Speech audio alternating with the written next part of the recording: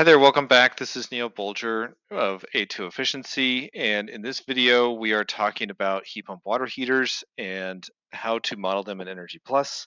If you're joining us here for the first time, maybe go check out video 2 at the least, which is the introduction to this tool we're working through here, this spreadsheet tool that helps us go from design to general inputs to EnergyPlus. If you want an overview of the whole thing, go back to video 1. All right, so third video, we're kind of going now again from this tool where we talked a bit about translating some of the inputs from a design into EnergyPlus inputs we're going to need.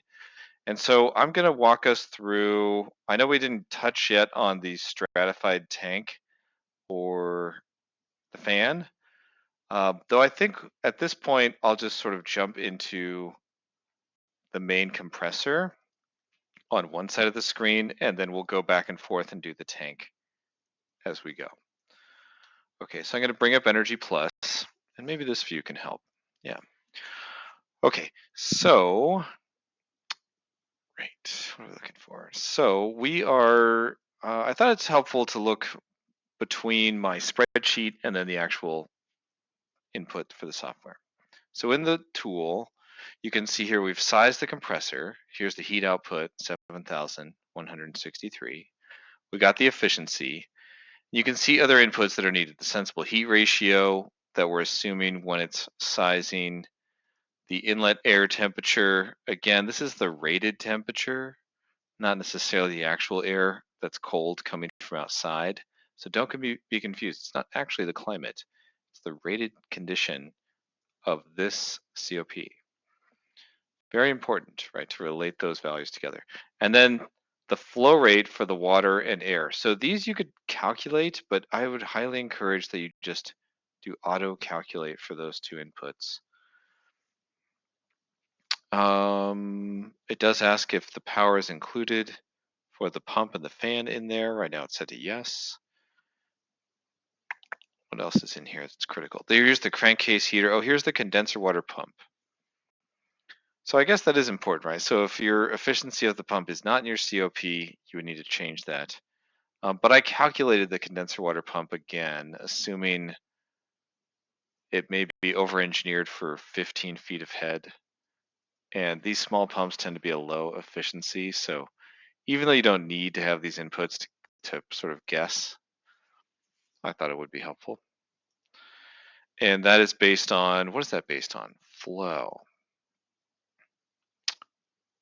Right, so we know the capacity of the heat pump, we know the delta T of the system, and so we know that at any given moment it's going to flow about 5.4 GPM. So if I know the flow and I make an assumption about efficiency and pressure, I can calculate power. So that's what I did. And again, right, 15 feet, I mean, this system may never operate above 10, but you have to think like a product engineer. What would they size it for to be a little conservative? All right, on the crankcase heater, you could find this in literature. Right now, I've just made an assumption that about 75 watts is what's seen in a 3-ton system. So with that, I'm just sort of ratioing this. This is now changing as that capacity changes. So this whole thing is sort of engineered. So if I was to change the flow rate, all these other outputs would update and I could just change my model in EnergyPlus.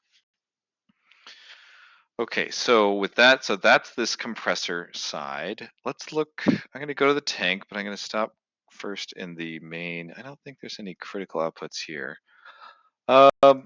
Actually, before the tank, let's talk a bit about these target temperatures. So this system is considered in EnergyPlus to be a plant.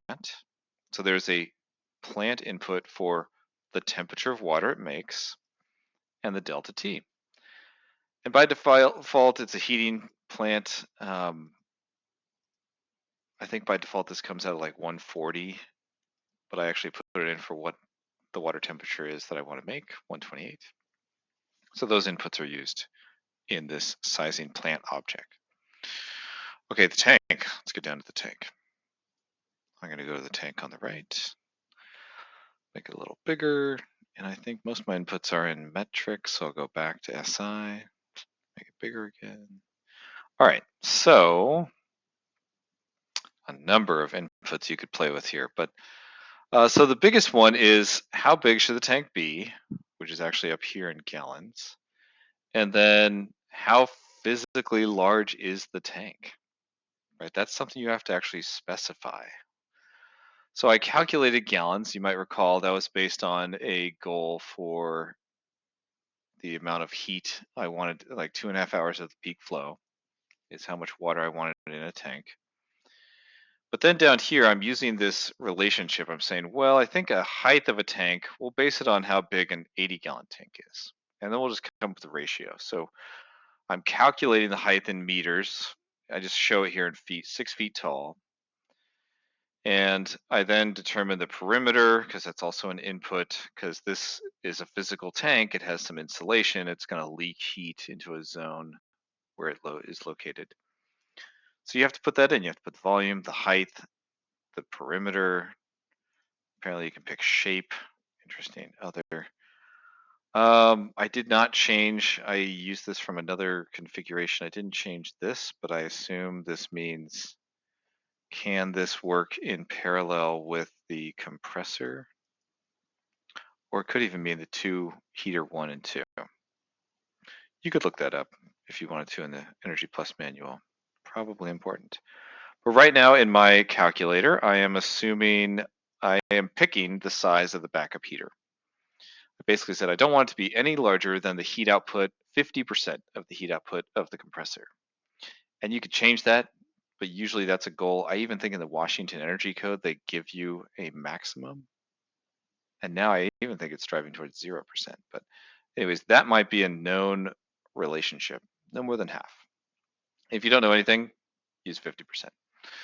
So that's this many BTUs, shown down here in watts, just converted to watts, 3,581. And so in other models I've seen, I've just put that same power in backup heater 1 and backup heater 2.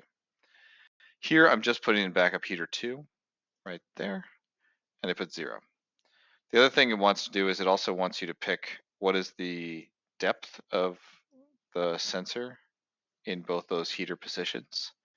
So here again, we're calculating it. We know the whole height of the tank. We're making some assumptions that it is located between 40 to 50% of the way down the tank, or 10 to 20% from the bottom of the tank. So here I'm picking 20% from the bottom, 50% around the middle. But those are hard inputs. There's even a schedule then of like, when is this enabled? And I think if we go find that schedule,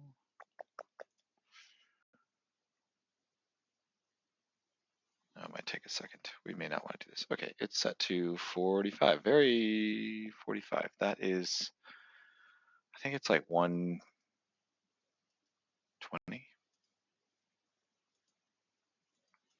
Yeah, that would be like, I think so. 45, yeah. It's like 115, 114. Okay, that makes sense. So yeah, it's colder than the return water. So it's really like, when would this activate? Like, how cold does the tank have to be? So basically you used all your hot water, cold water from the streets rushing at 60 degrees. It's gonna hit this and be like, hey, it's really cold. Turn that backup electric heater on. Heat pump's not working hard enough. So it's doing a thing, right? So that is our stratified electric backup heater. We then have our little parasitic losses. I had to make an assumption. These are just mine, 1%, 0.2% when it's off. Again, related to the total, a percentage of the backup heat. I had to relate it to something. I figured that was appropriate. So this is, these might be high or low, but it's an assumption, sort of like a penalty. And that is it, right? So right now I do have it located in a zone. I could put it outside, but I'm going to keep it in my little core zone. It has some losses. And I didn't change my tank's watts per meter squared Kelvin. Yeah, that's the thermal skid uniform loss coefficient, right? So baked in there is the insulation. Okay. Okay, so that is it. So that is our tank. And now We also are controlling the tank. Here's the set point schedule, which is set to the same 128, 53 degrees. If we go find this in EnergyPlus, it'll take us up here. I've been hitting Control H to find it, to search that little field. So yeah, 51. Oh, see, it's actually, I think I used to have it at 125. Oh, good, good. 53.3. See, all these little manual inputs, so fun. So you can start to see, like, if you did multiple iterations where they said, well, let's evaluate like different COPs at different water temperatures. Oh my gosh, I have to change so many little inputs in this software.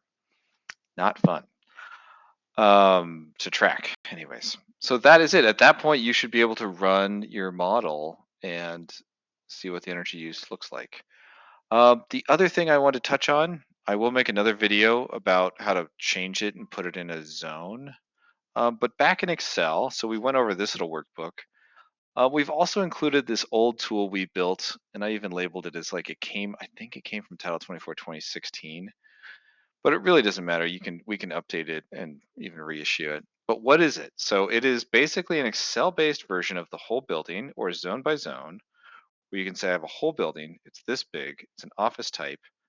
What is the Title 24 default people density, gallons of hot water, and then a fractional schedule of that hot water. So very quickly I can get to this gallons per minute of flow, or even if you type in some assumptions of cold water in, hot water out, efficiency of the heating device, 100% electric heat, how much energy will it use? 1.4 kBTUs per square foot. So very quickly, you could just guess what the energy use of domestic hot water is for that building type and size. And this is a way we've done early estimates of water heating. And here you have more control. You can do space by space. You could say, here are all my zones. I'm going to say this is more of a corridor, or really it's more of a computer room. And it's just doing the same thing. What's the Title 24 hot water assumption for that space? How many people? How big is it? What's the schedule I need to look at in Title 24? And then what is that fractional schedule? And then just bring it all the way back. And a lot of this is so you can say like, well, 3 gallons per minute, or you can see 0.6. 0.6 is probably the answer. 3 is probably too high, right? Where's all the water flowing? Oh, retail. There you go. That's why. But yeah, very valuable, right? Like to be able to gut check and just do checks. So all these support tabs are basically all these little lookups, the schedules for hot water, the building categories of other assumptions. Oh, here we go. Which these I think are the ones that they're tied to some old code, so they've been updated. And you could update it. Oh yeah, here's the bigger table of the space types. But just as a useful tool, if you have no idea and you're just told like, look, we are a classroom building and we're this big, and you're the model, you're like, I have no idea what water flow. Okay, I'm gonna use 2.67. That sounds fine. But if you're more familiar with energy use too, you can start to like look at this number and then look down here and say, oh my gosh, that's 6.9 kBTUs a square foot. That is a ton of domestic hot water energy. Do I really think this little school is gonna have that much energy? Maybe not. Maybe it's too many people. I'm going to change it and say, well, there's really more like at any given time 75 square feet a person. Okay, 2.3, right? So you can override it, and there's basically little checksums. It tells you like, hey, look, your 25,000 square foot building that has 1,000 people. Is that right? So good to check and think about, right? Because no one is really going to help you know all these numbers. They can give you some, how big it is, how many people roughly, the type, but it's really up to you, the modeler, to understand like at early concepts, what should I assume for a reasonable energy range, a reasonable water temperature for design. All right, well, that is our pre-simulation tool. I hope this helps. Again, we'll post this EnergyPlus file, and I'll post the gas version that it came from as well, because it's just the unmodified gas version. I even do have a EnergyPlus text file that is just the additional objects you add. This one, the fan, the tank. And we'll put that up there as well, because that could be helpful if like you have another building and you just want to pull in the 6 components. What are those 6 components? All right.